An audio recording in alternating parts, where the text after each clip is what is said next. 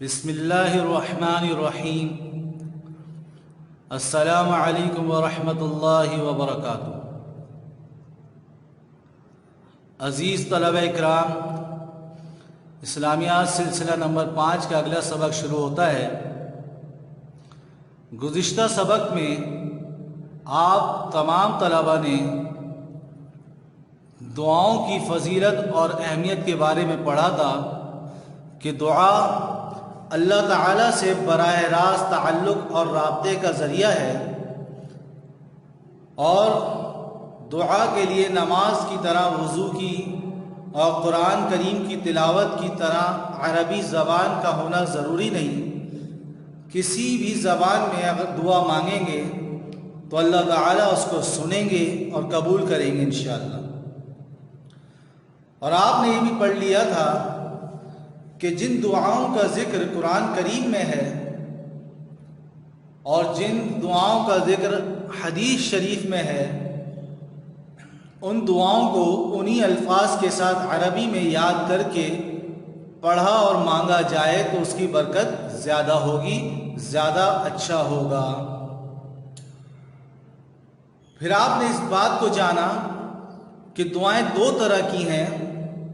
Number 1 कुरानी दुआएं और number 2 मसनून दुआएं। तो ये दुआओं की किस्में और इसकी तारीफ भी आपको याद हो गई होगी, और इनके लफ्ज़ से, इनके नाम से भी समझ में आ जाता है कि कुरानी दुआएं उन दुआओं को कहा जाता है जिन दुआओं का ज़िक्र कुरान करीम में आया हो, यानी कुरान करीम में ज़िक्र की गई दुआओं को कुरानी दुआएं कहा जाता है। और मसनून दुआएं उन दुआओं को कहा जाता है जिनका ज़िक्र हदीस शरीफ में आया हो, यानी हदीस शरीफ में ज़िक्र की गई दुआओं को मसनून दुआएं कहा जाता है। अब हम पहले कुरानी दुआएं शुरू करते हैं, कुरानी दुआएं पढ़ते हैं। चंद वो दुआएं जो कुरान करीम में ज़िक्र की गई हैं उसको हम पढ़ रहे हैं, और उसका सफ़ा नंबर 14 वो किताब का आप खोल लीजिए। आपके सामने कुरानी दुआएं के उन्वान से हेडिंग डली होगी, तो उसको हम शुरू करते हैं। तो कुरानी दुआएं यानी जिन दुआओं का जिक्र कुरान में है वो दुआएं, उनमें सबसे पहली दुआ इधर लिखी है हज़रत यूनुस अलैहिस्सलाम की दुआ, यानी आयत करीमा जिसे कहा जाता है।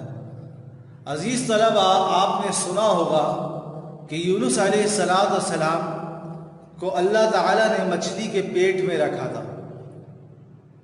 वो मछली के पेट में चले गए और वहाँ अल्लाह ताला ने उनको ज़िंदगी दी, और वहाँ वो रहे, और वहाँ वो ये दुआ किया करते थे, ला इलाहा इल्ला अंत सुब्हानक इन्नी कुन्तु मिनज़ ज़ालिमीन। इसका तर्जमा है, या अल्लाह, तेरे सिवा कोई माबूद नहीं, तू हर ऐब से पाक है, बेशक मैं कसूरवार हूँ। तो इस दुआ में हम अपने कसूर को, अपने गुनाह को ज़ाहिर करें अल्लाह के सामने कि मैं गुनाहगार हूँ, मैं आजिज़ हूँ, और अल्लाह की तारीफ़ को बयान करें, तो अल्लाह ताला हमारे कसूर को, हमारी गलती को भी माफ़ करेगा और इस दुआ को भी कबूल करेगा। अगली दुआ जो इस किताब में मौजूद है कुरानी दुआओं में से, वो तौफ़ीक़ नमाज की दुआ। अज़ीज़ तलबा इकराम, हम तमाम इंसान बल्कि तमाम मखलूक़ात अल्लाह की मोहताज हैं। हम वही कर सकते हैं जो अल्लाह ताला हमें तौफ़ीक़ देगा। अल्लाह के हुक्म के बग़ैर कोई पत्ता भी दरख्त का हिल नहीं सकता। तो हम कोई भी अमल करते हैं वो उस वक्त ही हम कर सकते हैं जब अल्लाह ताला हमें तौफ़ीक़ दे, अल्लाह ताला हमें उसकी हिम्मत दे और अल्लाह ताला की चाहत हो। तो हमें नमाज की तौफ़ीक़ मिल जाए कि हम नमाज पढ़ने वाले बन जाएं, तो हम खुद कोशिश तो करेंगे, लेकिन वो उस वक्त कोशिश पूरी होगी जब अल्लाह ताला हमें उसकी तौफ़ीक़ देंगे। تو اس توفیق نماز کے لیے کہ ہمیں نماز کی توفیق مل جائے، اس کے لیے یہ دعا ہے جو آپ یاد بھی کیجئے گا۔ یاد تو آپ کو ہوگی عربی میں، لیکن آپ کو یہ پتہ رہے کہ یہ جو دعا ہے قرآن کریم میں جس کو آپ نے یاد کیا ہوا ہے، یہ کس مقصد کے لیے ہے۔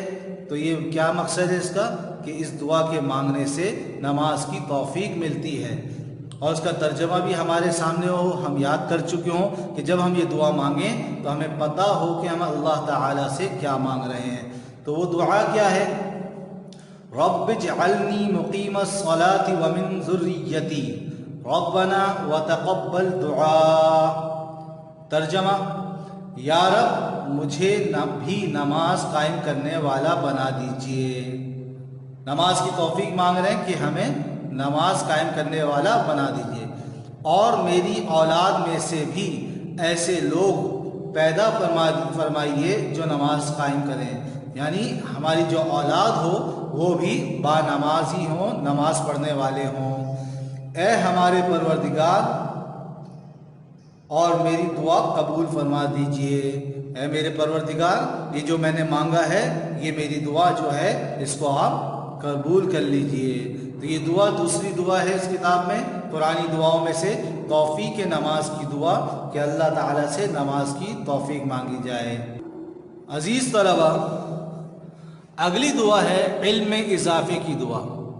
ہم جو علم حاصل کرتے ہیں تو اس علم میں ہمیں مزید اضافہ ہوتا جائے، اور جو ہم علم حاصل کر رہے ہیں وہ ہمارے ذہن میں رہے اور ہمیں اس کو اچھے طریقے سے سمجھ جائیں، اور مزید ہم علم حاصل کرتے رہیں۔ اس کے لیے قرآن کریم میں یہ دعا موجود ہے جو ہمیں بار بار پڑھنی چاہیے۔ وہ کیا ہے؟ رب زدنی علما، رب زدنی علما۔ ترجمہ: میرے پروردگار مجھے علم میں اور ترقی عطا فرما۔ جتنا علم آپ نے دیا ہے آپ کا شکر ہے، اور اس علم میں مزید مجھے ترقی دیجیے تاکہ میں اور علم حاصل کرنے والا بن جاؤں۔ تو یہ دعا تیسری دعا ہے اس کتاب میں، اور وہ ہے علم اضافے کی دعا۔ اگلی دعا عزیز طلبہ جو یہاں ذکر کی گئی ہے وہ ہے سبق آسانی سے یاد ہونے کی دعا۔ اب جیسے یہ دعا ابھی آپ جو سبق پڑھ رہے ہیں یا کوئی بھی آپ سبق پڑھتے ہیں وہ آپ کو آسانی سے یاد ہو جائے، سنتے ہوئے بھی۔ استاذ کا جب لیکچر سبق چل رہا ہے اس سبق کو سنتے ہوئے بھی، اور یا آپ اس کو جب بعد میں پڑھ رہے ہیں یا یاد کر رہے ہیں وہ جلدی اور آسانی سے یاد ہو جائے۔ اسی طرح جیسے آپ قرآن کریم کے حافظ ہیں تو اگر کوئی صورت آپ کو کمزور ہے، کچی ہو گئی ہے، اس کو آپ یاد کرنا چاہتے ہیں تو اس سے پہلے یہ دعا پڑھنی چاہیے۔ اس دعا کا ورد کریں، کم سے کم 3 مرتبہ اس کو پڑھ کے وہ سبق سننا شروع کریں یا سبق پڑھنا شروع کریں، یا قرآن کی وہ صورت یا رکوع یاد کرنا شروع کریں گے تو انشاءاللہ وہ سبق، وہ صورت ہمیں جلدی یاد ہو جائے گا۔ اور وہ دعا کیا ہے؟ یہ دعا بھی قرآن کریم میں موجود ہے۔ رب اشرح لی صدری ویسر لی امری واحلل عقدۃ من لسانی یفقہوا قولی۔ اس کا ترجمہ کیا ہے؟ پروردگار، اے میرے اللہ، میری خاطر میرا سینہ کھول دیجئے۔ میری خاطر یعنی میرے لیے، میری آسانی کے لیے میرا سینہ کھول دیجئے تاکہ میں جو سبق پڑھوں وہ میرے سینے میں محفوظ ہو جائے، اور میرے لیے میرا کام آسان بنا دیجئے۔ یہ جو میں سبق یاد کرنے کا، محفوظ کرنے کا کام کر رہا ہوں، یہ آسان کر دیں کہ آسانی سے یاد ہو جائے، اور میری زبان میں جو گرہ ہے اسے دور کر دیجئے۔ اگر میں سبق یاد کرنے میں میری زبان میں کوئی رکاوٹ، اٹکن آ رہی ہے وہ اس کو بھی آپ دور کر دیجئے تاکہ لوگ میری بات سمجھ سکیں۔ جب مجھے یاد ہوگا، یہ چیزیں محفوظ ہوں گی تو میں دوسروں کو بھی بتا سکوں گا اور لوگ اس بات کو سمجھیں گے بھی، اور میری زبان صاف ہوگی، اٹکتی نہیں ہوگی، تو میری بات کو آگے پہنچانا، اس علم کو آگے پہنچانا مجھے آسان ہو جائے گا۔ تو یہ دعا ہے سبق آسانی سے یاد کرنے کی دعا۔ تو عزیز طلبہ، یہاں ہم سبق ختم کرتے ہیں۔ آج یہ 4 دعائیں پڑھی ہیں، اس کوشش کریں، یہ دعائیں تو آپ کو یاد ہے لیکن اس کو آپ عنوان کے ساتھ یاد کر لیں۔ رب اشرح لی صدری، یہ جو پوری دعا ہے یہ آپ کو یاد ہے، آپ قرآن کے حافظ ہیں، قرآن میں یہ دعا ہے، آپ کو یاد ہے، لیکن آپ کو یہ پتہ ہو کہ یہ دعا سبق آسانی سے یاد ہونے کی دعا ہے۔ کوئی آپ سے پوچھے کہ بھائی سبق آسانی سے یاد ہو جائے اس کے لیے کوئی دعا بتا دیں تو آپ بتا سکیں کہ یہ دعا ہے۔ کوئی پوچھے کہ علم اضافے کے لیے کوئی دعا بتائیں تو آپ بتا دیں کہ رب زدنی علما، یا کوئی آپ سے پوچھے کہ رب زدنی علما یہ دعا ہے یہ کس لیے ہے تو آپ بتائیں کہ علم اضافے کے لیے ہے۔ اسی طرح اس کا ترجمہ بھی یاد ہو۔ پہلے بھی میں نے آپ کو عزیز طلبہ بتایا کہ جب ترجمہ یاد ہوگا اس کے بعد جب دعا مانگیں گے تو مانگنے میں بھی مزہ آئے گا، اچھا لگے گا، ہمیں پتہ ہوگا کہ ہم اللہ تعالیٰ سے کیا مانگ رہے ہیں۔ ابھی آپ پڑھتے جاتے ہیں رب اشرح لی صدری ویسر لی امری واحلل عقدۃ من لسانی یفقہوا قولی، یہ دعا پڑھتے رہتے ہیں لیکن آپ کو پتہ نہیں ہے کہ ہم اس دعا میں مانگ کیا رہے ہیں۔ لیکن جب اس کا ترجمہ یاد ہوگا تو ہمیں پتہ ہوگا کہ ہم اللہ تعالیٰ سے کیا مانگ رہے ہیں۔ تو یہاں سبق ختم کرتے ہیں، ان دعاؤں کو یاد کریں، خود بھی یاد کریں، گھر والوں کو اپنی کتاب میں دکھائیں، آپ کے گھر والے بھی یاد کریں، اس کا ترجمہ بھی یاد کریں اور خوب ہم اللہ تعالیٰ سے دعائیں مانگیں۔ السلام علیکم ورحمۃ اللہ وبرکاتہ۔